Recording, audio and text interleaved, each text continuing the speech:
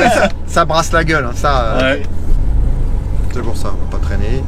Avant que tu deviennes comme ton pull. Oh, tout de suite les grands mots. Shrek. Bah Non, oui. mais il est tout vert. On en parlait tout à l'heure. Non, mais je sais que ça brasse la gueule. Les voitures rigoureuses, bah, comme la Lotus. Ah, la Lotus. Oh. Toutes les voitures fermes comme ça, il y a un moment où tu te dis, mais putain. Sur le freinage là-bas, je l'ai senti. Ah. Bonjour à tous, bienvenue sur SOS. Salut Yann. Salut Pierre. Fini les vacances? Bah écoute, c'est ce qui était au programme. Mais ma mère elle m'a dit, Pierre, t'es étudiant, t'as besoin de sous. Oui. Direction l'intérim, assemblage de charpente dans un atelier de menuiserie. Bien. C'est pas vraiment les vacances de rêve. Bon, bah écoute, faut bosser. Bah oui.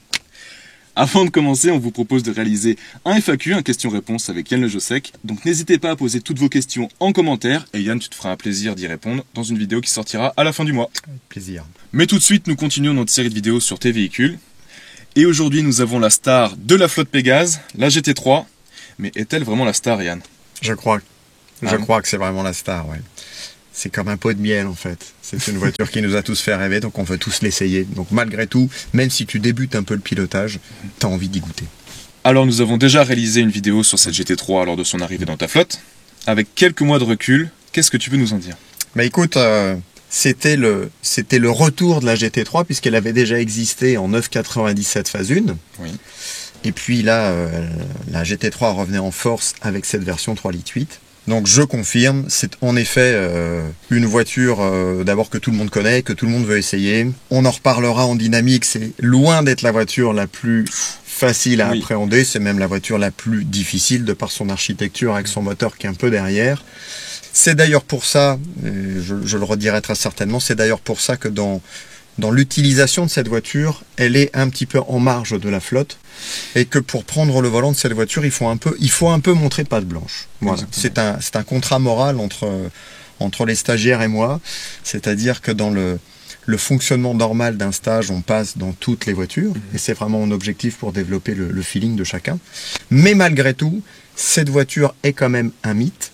Elle a beau avoir un petit peu d'âge, quand on regarde la cote de ces voitures, elle vaut quand même un beau billet. Ça cogne encore un petit peu et d'ailleurs voilà, je pense qu'elle appartient plus à mon banquier que moi. Mais en tout cas, cette voiture, non, elle n'a pas sa place dans l'herbe, elle n'a pas sa place sur les vibreurs et elle n'a pas sa place dans les bacs à gravier. Ça veut dire que quand on prend le volant de cette voiture-là, soit on est déjà expérimenté et on sait exactement ce qu'on fait, soit on est en phase de découverte, auquel cas, c'est pas l'auto avec laquelle on va tenter des trucs de dingue, il faut rester à sa place. Voilà. Bon Yann, le circuit de l'Oyac est à nous.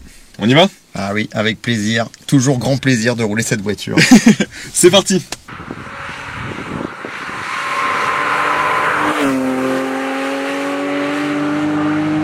Allez, Pierre, allons-y. Le pot de miel roulant, c'est ça? C'est ça. Allez. Bon du coup, mais qu'est-ce que tu peux nous dire de cette voiture? Ben, son tempérament n'a pas changé. Hein. Toujours aussi joueuse, toujours aussi... C'est avant tout une machine de guerre quand même. Ce sont des machines de guerre.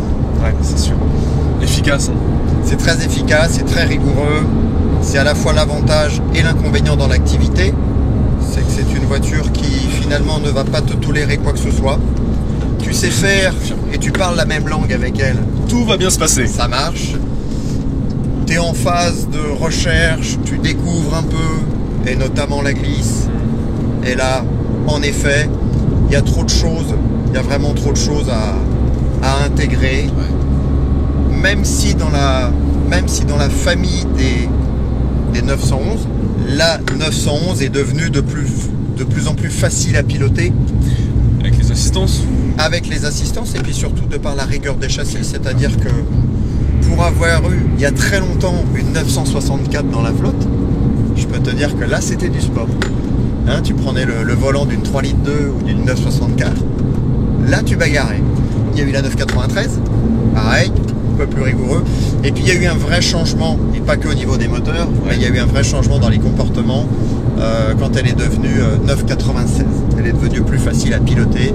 La 97 était vraiment dans la lignée et ça s'emmène maintenant, allez, avec un petit peu d'habitude, ça s'emmène comme une propulsion. D'accord. Hein, tout le monde dit, bah oui, mais c'est une propulsion. Oui, mais avec un gros sac à dos. Ouais, mais exactement. Ouais. Et donc aujourd'hui, une 997 et une 991, même si la 991 je la mets un petit peu de côté parce qu'avec les roues directrices aujourd'hui, il se passe quand même des choses dans le pilotage qui amènent de la rigueur et un tel degré d'efficacité que là par contre le conducteur lambda il ne sait plus aller chercher la quintessence de l'auto, c'est impossible, faut pas rêver, je veux dire, même nous aujourd'hui c'est notre job, quand on prend le volant de ces voitures là, c'est compliqué, on se regarde entre nous et on se dit là attention parce que là on a une auto qui va pas nous tolérer grand chose. Celle-ci pour un novice elle est compliquée. Enfin, très exigeante. Ouais, j'ai pour habitude de dire, en plaisantant bien sûr, tout le temps, quand t'as acheté une Porsche, t'as pas fait le plus dur. Derrière, faut la conduire. Ouais. Et c'est un petit peu ça quand même. C'est-à-dire que tu prêtes une GT3 à quelqu'un qui est pas super passionné, tu lui dis bah tiens, voilà, ça m'est arrivé de proposer la voiture à des amis pour leur faire plaisir. Et là, ils me disent, non mais il y a un problème avec la boîte de vitesse là. Hein. Elle est dure. Hein. Elle est trop dure. Hein. Ouais. Donc oui, en effet. On est d'accord. La commande de boîte, elle est extrêmement précise. Oui. Mais par contre, on est loin de nos assistances. Ah mais on passe pas les vitesses facilement. Enfin. Ah ben boum, c'est ça. Mais tu sais, voilà, tu sais où. Ah oui, puis tu sais où tu dois la passer ta vitesse. Hein. Ouais, tu la sens bien. Voilà. Donc non, c'est ferme. Voilà, je viens de lâcher l'embrayage, tu fais un petit talon pointe un peu moyen, boum, tu prends tout de suite un petit coup de décelle. Ouais. Donc, c'est facile à conduire. Facile à conduire, difficile à piloter. Oui, parce que... C'est deux choses différentes. Ouais, tu vois, là, on est un petit peu plus vite, on lit intégralement la route.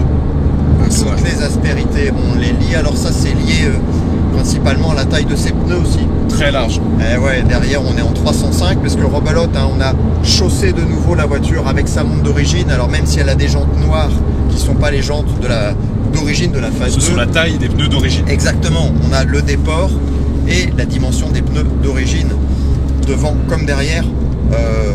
Oui, voilà, bon, tu passes sur un petit raccord d'enrobé, tu sais que t'es passé dessus. Hein. Ça c'est en général...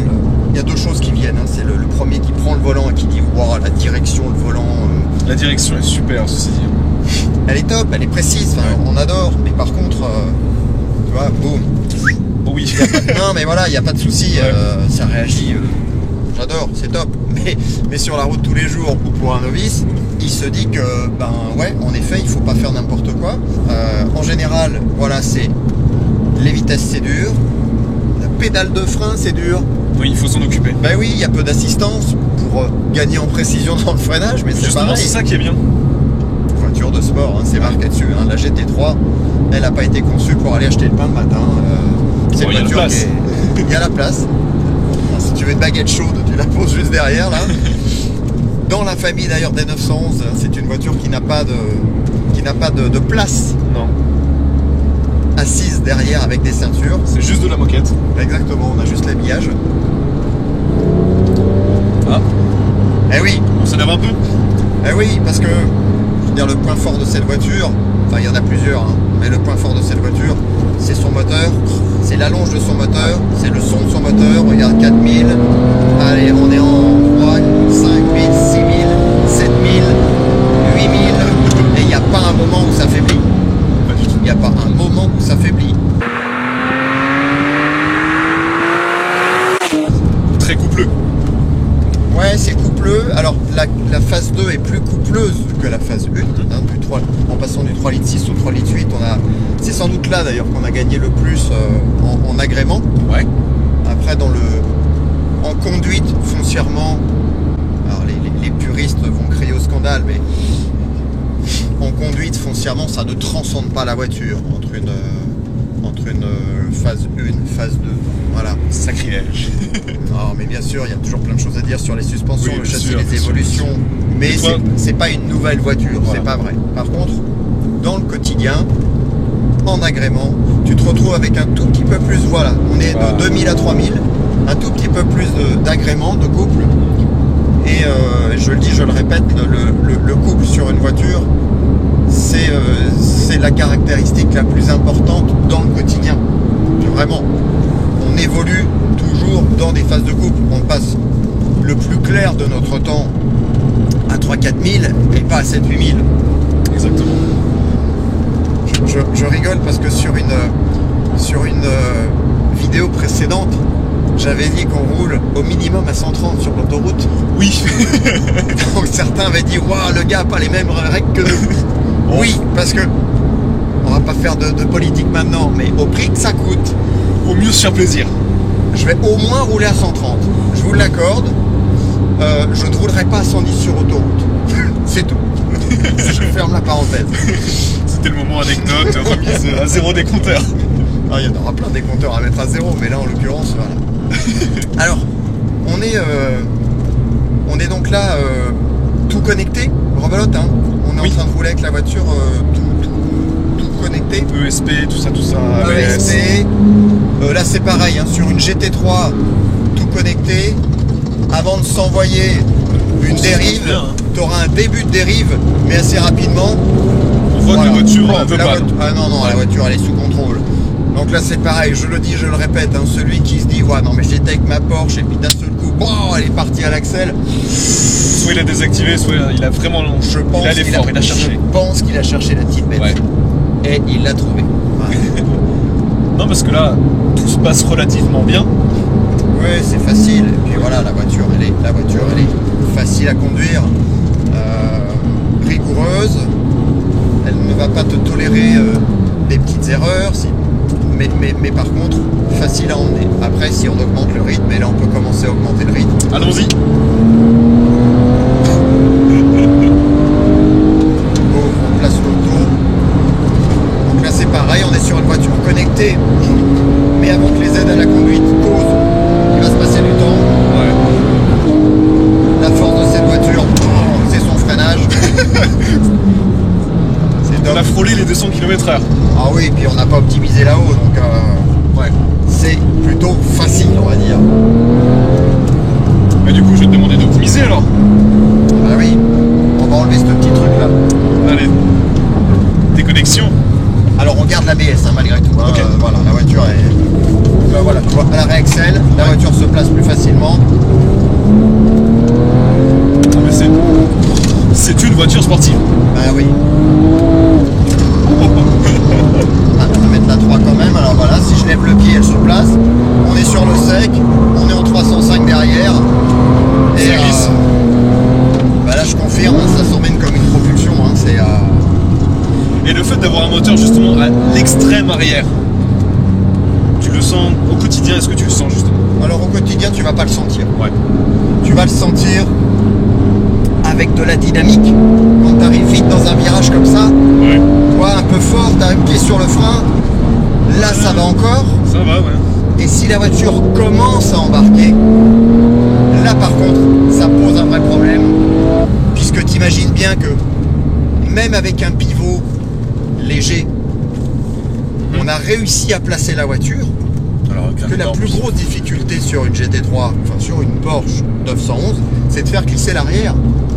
Parce que tous les conducteurs de Porsche 911 ont déjà fait glisser l'avant. Ah, bien sûr. C'est très facile. Oui. L'avant est relativement léger, même s'il est bien ancré dans le sol, il est léger. Donc il suffit de rentrer un peu vite dans un virage. Et là c'est l'avant Voilà. qui glisse. Hein. Il a saturé. L'avant, Ouais. il s'attire très facilement parce qu'il est léger. C'est pour ça qu'avec ces voitures, plus que jamais, tu dois, pour avoir du train avant, bam, rentrer sur le frein. Et là, ta voiture est directionnelle. Ok, ça va. Et elle finirait même, éventuellement, par se Là, placer. si tu l'en avais demandé de plus, elle aurait glissé. Ouais, là, il lui fallu arriver un tout petit peu. Il lui fallu. Il lui fallu. C'est pas facile à dire. Et à placer surtout. Voilà, je rentre sur le frein et voilà, t'as senti l'arrière? Je sens. Bah Oh. oui, je sais. Il s'est placé. Donc la voiture a du train avant. Il faut la piloter. Faut pas la conduire, faut la piloter. Voilà. Et si tu rentres comme un touriste en mettant du volant sans frein, elle va Droit. tirer tout droit. Voilà. Donc là, on optimise là ou pas? Mais on est pas mal. Voilà, là on est bien. Je vais prendre cher au freinage, c'est ça? Allez, on va optimiser jusqu'au bout. Et on est dans la pièce. C'est top, hein. C'est sympa. Voilà, tu vois, elle a presque des 4 Mais tu l'aimes cette voiture fondamentalement. Oui, j'adore cette voiture, c'est Ça top. se voit. J'ai même envie de te dire que je t'ai jamais vu aussi énervé avec une voiture. Regarde, c'est génial parce qu'en plus il y a de l'efficacité dans la glisse. Ouais, c'est vrai. Tu peux appeler contre appeler. Alors on va la relever un peu, on va les placer. Une fois qu'elle est placée, elle s'emmène vraiment comme une propulsion Gaz. au gaz. Ouais. Et là tu ne subis pas plus que ça justement le moteur en porte-à-faux. Dans cette dérive là, on n'a pas beaucoup plus de difficultés à gérer la dérive que dans une M3 ou dans une M4. La plus grande difficulté, C'est la placer. c'est exactement, c'est de placer la voiture, c'est de lui demander de glisser. Et c'est sur toute la phase de prise d'angle qu'elle n'est pas facile à gérer. Parce qu'une fois que tu as ton équilibre, c'est ce que je disais, sur les 3 litres 2 et les 964 de l'époque, voilà, tout le temps. Elle faisait comme ça ta voiture. Là, l'auto, bam, elle est sur l'angle. Une fois que tu as ton équilibre, c'est parti. Il n'y a pas de souci. Donc c'est plutôt la phase la plus critique, c'est quand tu demandes à la voiture de glisser aujourd'hui. Quand elle est placée foncièrement et que tu as réussi à canaliser l'inertie sur la prise d'angle, ouais. voilà, et ben t'es bien, t'es au top, t'es parfait. Donc en gros, cette voiture dans ta flotte, c'est pour les conducteurs, enfin les pilotes, un peu plus chevronnés, ou ceux désireux d'avoir quelque chose d'un peu plus pointilleux. Oui, parce que malgré tout, même si mon souhait premier c'est de faire des heureux qui repartent avec un bon bagage technique, il y a un moment on peut pas tout faire avec n'importe quoi, enfin c'est pas possible.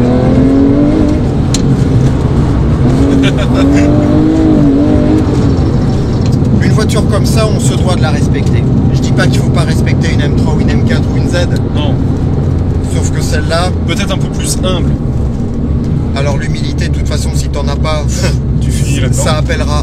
Ouais, puis il n'y a pas le droit avec celle-là, il n'y a pas le droit de finir là. Enfin, je veux dire, moi, C'est pas une tondeuse. mais non, c'est ce que je dis au brief, il faut respecter cette liberté d'évolution. Je dois être le seul et dernier mohican et martien à proposer le roulage Tiens, d'une je vais te auto faire glisser avec une GT3. Exactement, le roulage d'une auto comme ça, sans chèque de caution. Donc ça se respecte tout simplement. Et puis une voiture comme ça se respecte.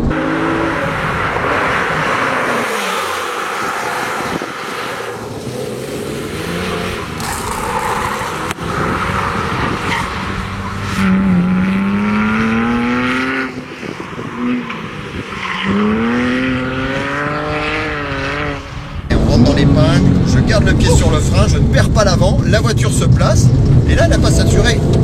Le repied sur le frein, voilà, elle s'est placée. Et au gaz, elle peut entamer une petite dérive.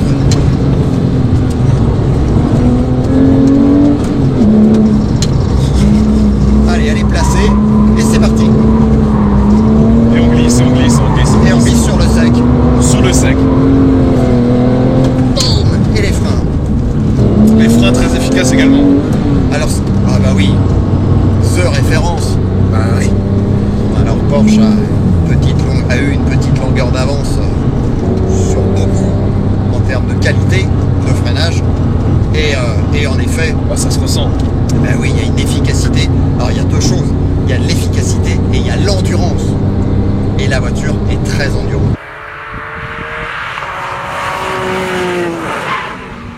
Avant de faire chauffer les freins, Ah ouais, il y a le temps. c'est vraiment une voiture à la base que les propriétaires utilisent pour la plupart, je dis pas tous, mais pour la plupart, et sur route et sur circuit. Tu C'est peux, pas très pour bien, rien. tu peux très bien rouler un peu en semaine avec la voiture et boum, te dire tiens je vais me faire une sortie circuit. Il n'y a pas de préparation à faire sur l'auto. Petite révision après parce qu'on a vachement plus sollicité les freins, mais c'est tout. Foncièrement, tu vas pas abîmer la voiture, tu vas pas l'user plus que ça, elle est faite pour ça. Mis à part les pneus, Ah, les pneus c'est du consommable. voilà.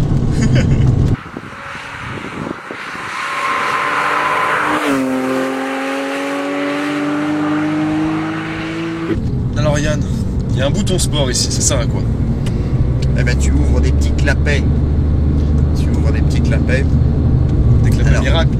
Les clapets, voilà, c'est que. Je le dis toujours, hein, la différence entre les adultes et les enfants, c'est le prix des jouets. Donc je sais pas si on entend en fait, hein, mais là on a là. Les clapets sont ouverts. Donc il y a un petit son rauque permanent. Exactement. Et là, en fait, hop, Ah oui, voilà, c'est discret. et là, ça s'estompe, en fait. Parce que de toute façon, le petit clapet, là, au-delà de 4000, bah, il s'ouvre. Et d'ailleurs, sur une GT3, c'est hyper flagrant. Voilà, quand Là, 2, 3. tu mets la 2, et dès que tu arrives, Ah oui, tu vois, elle s'ouvre. Eh oui, un peu après 4000, là, on a la cavalerie qui arrive et les petits clapets. Donc les petits clapets, c'est surtout quand on est à moins de 4000. On va les laisser ouverts. Ah bah oui. Voilà, on les entend bien là, tu vois. À la réaxel sur le coco. Alors que normalement on les a pas. Allez, on est dans le long gauche en trajectoire ce coup-ci, on va pas glisser. Et là tu sens, voilà, boum boum boum, la voiture elle est vraiment appuyée sur son châssis, ses pneus, ses suspensions. Elle est bien maintenue. Mais bien sûr. Ah, c'est aussi pour ça que c'est rock'n'roll quand elle commence à t'échapper, parce qu'on est très vite. Allez, hop. Là, je sens que tu vas optimiser encore plus. Allez, voilà, on trajecte gentiment ici. Gentiment, d'accord.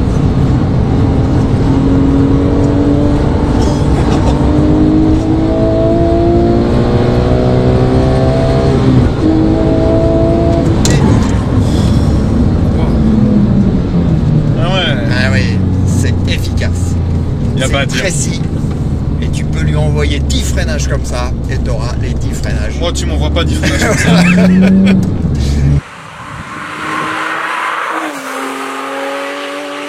Merci Yann de nous avoir éclairé une nouvelle fois sur cette GT3. On va continuer cette série sur les voitures de ta flotte, bien évidemment. Posez toutes vos questions à Yann en commentaire, il y répondra très prochainement dans une vidéo. Enfoiré. N'oubliez pas de vous abonner et d'activer la cloche de notification. J'espère que cette vidéo vous aura plu. Et moi je vous dis à très très vite sur ASOEst. Eh, tu fais vraiment exprès. Hein.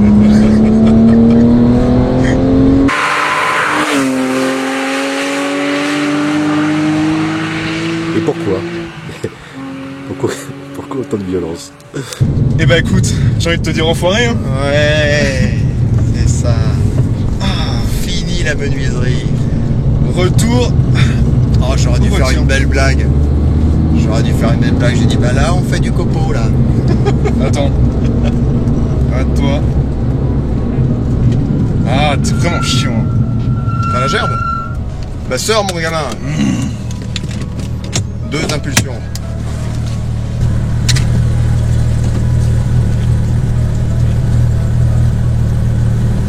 Ah, je te déteste. I walk alone in this fight. I do this for my people, tryna make us all unite. And if you want war, I got utility and nights. Scared of nobody, my only fear is Christ. With him, I can turn all dirt into rice. With him, I can turn all dark into light. My city is infected like a bad dog bite.